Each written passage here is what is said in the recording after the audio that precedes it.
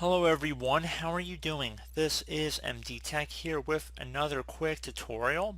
In today's tutorial, I'm going to show you guys how to resolve if you come across a camera error code in Windows 10, specifically the 0xa00f4243 error in Windows 10.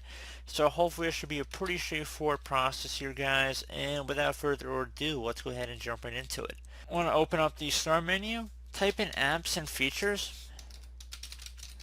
Best match to come back to apps and features. Go ahead and left click on that option. On the right side underneath search this list, you want to type in camera. Best match to come back with camera. Go ahead and left click on that and then select advanced options. Scroll down here.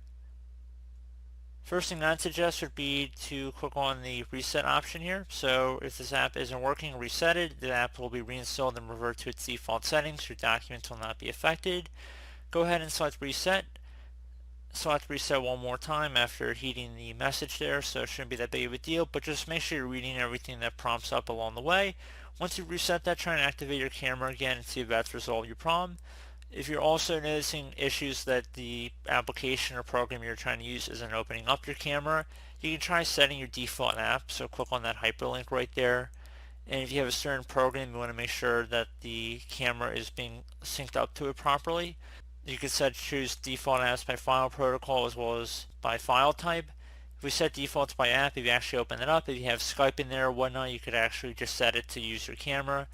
So say your default programs by selecting camera, and you can click on the manage button here.